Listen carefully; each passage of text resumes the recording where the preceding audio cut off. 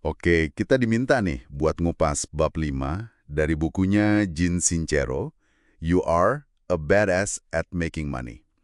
Fokusnya soal the hollering of your heart, teriakan hati Anda gitu ya. Betul. Nah, buat masuk ke topik ini, Sincero cerita unik banget soal dua kambingnya. Kambingnya ini, wah, super nekat. Nekat gimana tuh? Jadi, singkatnya, kambing-kambing ini obsesi banget pengen masuk ke dalam rumahnya. Sering banget mereka itu ngeliatin dari luar, kadang malah nyeruduk pintu kaca gitu. Waduh, Terus suatu hari, pas Sincero lagi pergi, mereka beneran berhasil dobrak masuk. serius? Terus gimana? Ya ampun, hasilnya kacau balau. Perabotan dikunyah, kotoran di mana-mana. Bahkan ini nih, kap mobil barunya penyok ditendang kambing. Astaga, tapi ada pelajarannya dong ya? Nah itu dia. Walaupun bikin pusing, Sincero tuh malah terkesan sama satu hal. Gigihnya mereka itu loh. Luar biasa pengen dapetin apa yang mereka mau. Oke oke. Jadi pembahasan kita kali ini ya tentang itu. Gimana caranya kita ngenalin dan nyalurin kegigihan yang sama, tapi ya buat keinginan hati kita yang paling dalam. Panggilan jiwa gitu. Apalagi soal tujuan dan uang. Menarik ya kisah kambing itu. Maksudnya bukan buat ditiru kelakuannya ya, jelas bukan. Tapi intensitas keinginannya itu, wah. Iya kan? Dan ini langsung nyambung banget ke inti bab 5. Pentingnya kita punya alasan yang sangat kuat dan jelas di balik apa yang Anda inginkan. Sincero nyebutnya why Anda. Why ya? Kenapa gitu ya? Tapi mengapa? Secara spesifik, secara emosional, kenapa Anda pengen kondisi finansial tertentu misalnya? Tanpa why yang kuat, yang benar-benar dari hati, ya gampang goyah nanti. Oke. Jadi kayak kambing tadi ya, fokus banget dobrak pintu, kita juga perlu fokus ke tujuan kita sekuat itu. Pelajaran dari si kambing kan intinya soal fokus, terus nerobos batasan, pantang menyerah. Semua karena dorongan kuat. Betul. Tapi gimana ya bedain ya? Dorongan kuat dari hati ini sama ya keinginan impulsif aja atau ego sesaat gitu. Nah, itu pertanyaan bagus banget. Buku ini tuh nekenin kalau why yang sejati itu rasanya klik. Rasanya bener di hati. Dan biasanya nyambung ke nilai-nilai yang lebih dalam. Atau mungkin kebahagiaan orang lain juga. Bukan cuma buat muasin diri sendiri. Contohnya gimana tuh? Contohnya pengen punya katakanlah $50.000 buat renovasi dapur. Tapi why-nya bukan cuma dapurnya bagus, tapi supaya keluarga bisa kumpul lebih nyaman. Atau pengen $10.000 buat modalin bisnis saudara. Ada rasa peduli di situ. Jadi ada hubungannya sama perasaan ya? Banget. Anda perlu bayangin rasanya nanti pas tercapai. Rasa puasnya, bahagianya, leganya. Contoh why lain dari pembaca buku itu ya macam-macam. Ada yang pengen merasa lebih percaya diri, ada yang pengen punya kebebasan waktu buat keluarga, ada yang pengen bisa sedekah lebih banyak, atau pengen jadi inspirasi buat orang lain. Oke. Intinya, pas ada cinta yang tulus sama tujuan itu. Nah, rasa cinta ini jadi kayak perisai, kuat banget buat ngelawan ragu sama takut yang pasti muncul nanti. Masuk akal sih. Ini kayaknya nyambung sama konsep nemuin apa ya? Aliran alami kita gitu ya. Persis. Sincero kan bilang kalau kita maksain diri ngelakuin hal yang nggak srek di hati, itu pasti bikin stres.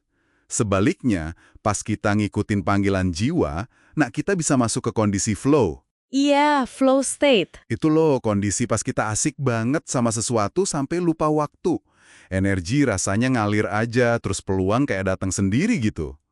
Mungkin Anda bisa mulai perhatiin nih, aktivitas apa sih yang bikin Anda ngerasa kayak gitu?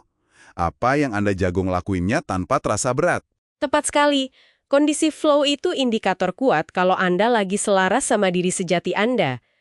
Cerita temennya Sincero yang eksekutif iklan itu contoh bagus loh. Oh iya, yang mana tuh? Yang dia itu benci banget kerjaannya, tapi seneng banget kalau jadi MC di pesta-pesta gitu. Hobi lah. Awalnya dia nggak mau dibayar, ngerasa itu kan cuma main-main. Sering tuh kayak gitu. Iya kan? Tapi terus dia lihat ada MC profesional yang menurut dia ya, maaf, jelek gitu. Tapi dibayar mahal. Nah, dari situ dia baru sadar, wah, passion gue ini ada nilainya. Akhirnya dia berani dan sukses jadi MC profesional. Wah, keren. Itu nunjukin gimana kalau kita ngenalin dan ngehargain panggilan hati, itu bisa banget ngubah jalan hidup. Asal kita berani ngelawan rasa takut kayak, ini kan cuma hobi, cuma main-main. Tapi kan sering banget ya orang rasa, aduh saya nggak tahu panggilan hati saya apa. Kayak buntu gitu, gimana dong? Nah, buat kebingungan saya nggak tahu ini, saran praktis dari buku ini, bagus nih. Jangan nunggu dapat pencerahan gede dulu. Nggak usah, mulai aja dulu bertindak. Dari apa yang Anda tahu Anda nikmatin atau minatin sekarang. Sekecil apapun itu.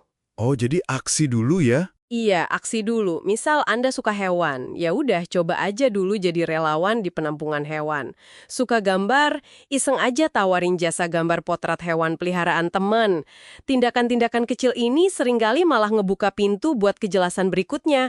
Kejelasan itu datangnya lewat aksi, bukan cuma dia mikir.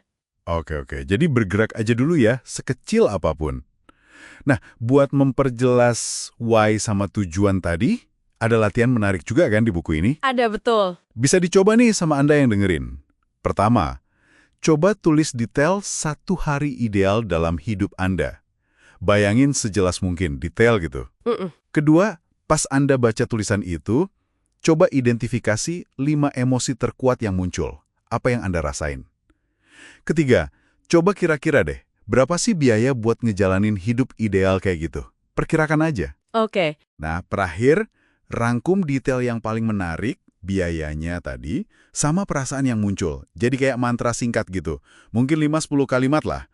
Latihan ini kayaknya simple ya. Tapi gimana ya biar bisa bener-bener jujur mas nulisnya?